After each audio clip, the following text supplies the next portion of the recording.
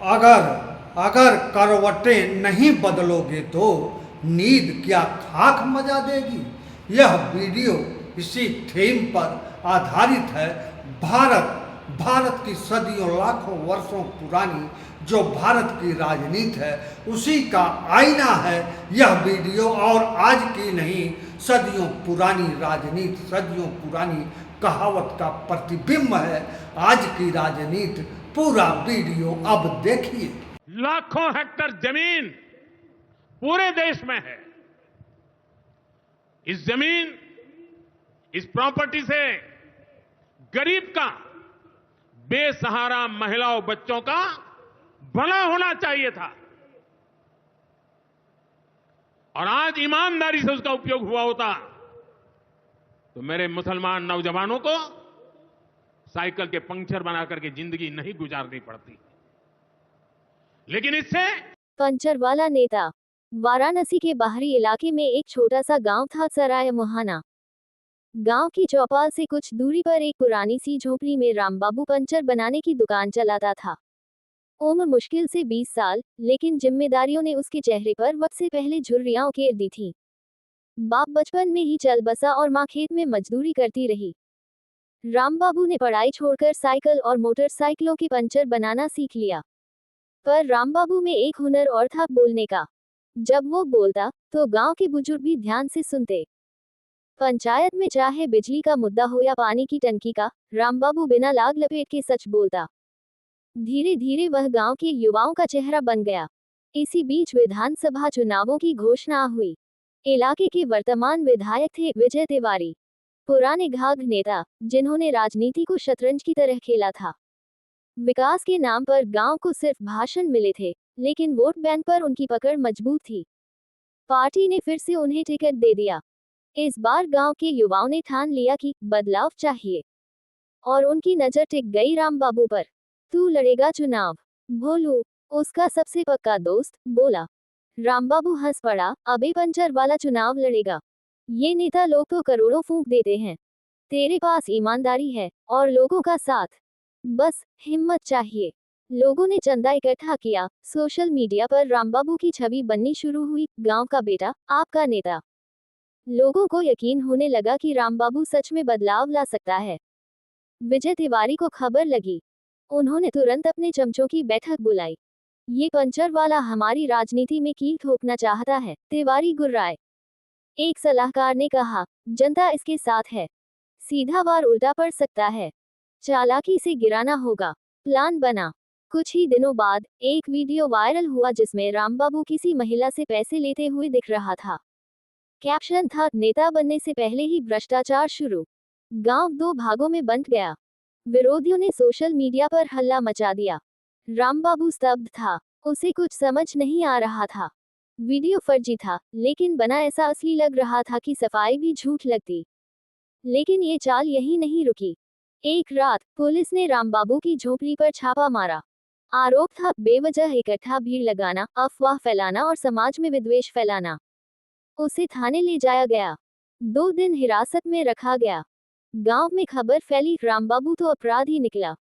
विजय तिवारी ने press conference की, हमारी पार्टी में युवा नेताओं का स्वागत है, लेकिन गुंडों की राजनीति का कोई स्थान नहीं। रामबाबू जमानत पर छूटा, लेकिन अब उसका चेहरा थका हुआ था।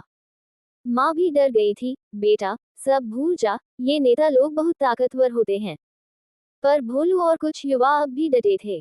उन्होंने असली वीडियो ढूंढ निकाला। रामबाबू को बदनाम करने वाला आदमी तिवारी का ही पक्का समर्थक निकला। असली सीसीटीवी फुटेज सामने आया और साबित हुआ कि वीडियो मॉफ था। फिर क्या था, हवा बदलने लगी। मीडिया ने खबर चलाई, गांव का सच्चा सिपाही साजिश का शिकार। चुनाव का दिन आया। गांव गांव से लोग निकले, बूढ़े भी लाठी टेकते हुए पहुंचे वोट डालने। नतीजे आए। रामबाबू ने विजय तिवारी को 1827 वोटों से हरा दिया। पूरा गांव जश्न में डूबा था। लेकिन रामबाबू मंच पर गया तो आंखों में आंसू थे। उसने माइक उठाया, ये जीत मेरी नहीं है, ये उस पंचर की है जो रोज मेरी दुकान पर बैठा था और कहता था कि भैया तू तो नेता लग रहा है। ये जीत हर उस माँ की है जो अपने बेटे को ईमानदारी से बड़ा करना चाहती है, और हर उस लड़के की है जिसे पंचर की दुकान से भी संसद का रास्ता दिख सकता है। तालियों की गूंज में कहीं खो गया वो पुराना पंचर वाला, अब लोग उसे कहते थे। माननीय विधायक रामबाबू सराय मुहाना वाले। यह एक काल्पनिक कहानी है जिसमें सच्चाई नहीं है, लेकिन जब देश का प्रधानमंत्री बोले कि अगर वक्फ की जमीन जायदादों का सही प्रयोग होता तो मुसलमानों के लड़के पंचर नहीं बना रहे होते, मतलब साफ है कि वक्फ की जमीनों या सीधे तौर पर वक्फ में बेईमानी होती थी जिसके कारण मुसलमानों के लड़के पंचर बनाने लगे। इसलिए वक्फ के कानून में वर्तमान सरकार ने संशोधन किया है जिससे अब वक्फ में बेईमानी नहीं होगी और मुसलमानों के लड़के पंचर नहीं बनाएंगे, ऐसा प्रधानमंत्री नरेंद्र मोदी के कहने का आशय मतलब निकलता है। हालांकि प्रधानमंत्री नरेंद्र मोदी ने अपने भाषण में ये साफ नहीं किया कि जो हिंदुओं के लड़के पंचर बनाते हैं वह कौन से कानून के दुरुपयोग का नतीजा है, और प्रधानमंत्री ने ये भी स्पष्ट नहीं किया कि जो हिंदुओं के लड़के पंचर बनाते हैं उनके लिए किस कमेटी के संविधान में संशोधन करेंगे, और प्रधानमंत्री ने ये भी स्पष्ट नहीं किया है कि अब वक्फ कमेटी के संविधान में संशोधन हो चुका है और कुछ दिन बाद मुसलमानों के लड़के पंचर नहीं बनाएंगे तो क्या काम करने वाले हैं। हालांकि पंचर बनाने पर कांग्रेस के कवि शायर नेता ने इसका विरोध किया है और शायराना अंदाज में कहा है कि मुसलमान सिर्फ पंचर नहीं बनाते। प्रधानमंत्री नरेंद्र मोदी का उदय और सफलता भरा कार्यकाल ही उनके लच्छेदार भाषणों और लचकदार कदमों से भरा पड़ा है। जनता आखिर मिलियन स्टार किसे बनाई है, अमिताभ बच्चन को ही ना, और अमिताभ बच्चन करते क्या है, लच्छेदार भाषण और लचकदार कदमताल ही। भारत देश ने सदियों पहले एक कहावत दिया है, भारत के नागरिकों ने हजारों लाखों वर्ष पहले ये देख लिया था और कहावत निकाली थी कि नाचे गावे या तोड़ा तान होकर दुनिया राखया मान। ये कहावत भोजपुरी अवधि मिक्स है, लेकिन सामान्य हिंदी समझने वाले बखूबी इसे समझ जाएंगे और इस कहावत पर अमिताभ बच्चन और आदरणीय प्रधानमंत्री नरेंद्र मोदी दोनों पूरी तरह खरे उतरते हैं। अब आगे इस कहावत की कड़ी में देखिए। एक महाशय 14 वर्ष से नंगे पांव थे, उन्हें आदरणीय प्रधानमंत्री नरेंद्र मोदी ने जूता भेंट किया और कहा कि जूता पहना रहा हूं, पंचर बनाने वाले नहीं रहेगी। ये तो प्रधानमंत्री नरेंद्र मोदी ने नहीं कहा, बताया कि पंचर बनाने वाले मुसलमान क्यों है और रहस्य खोला कि अगर वक्फ कमेटी में भ्रष्टाचार नहीं होता तो मुसलमान लड़के सड़कों पर पंचर नहीं बनाते। इससे एक नया सवाल पैदा हो गया है कि साइकिल कार बाइक वक्फ बोर्ड के भ्रष्टाचार से पंचर हुई या पंचर बनाने वाले मुसलमान लड़के पहले सड़क पर आए। सीधा सा सवाल, पहले पंचर आया कि पंचर बनाने वाले।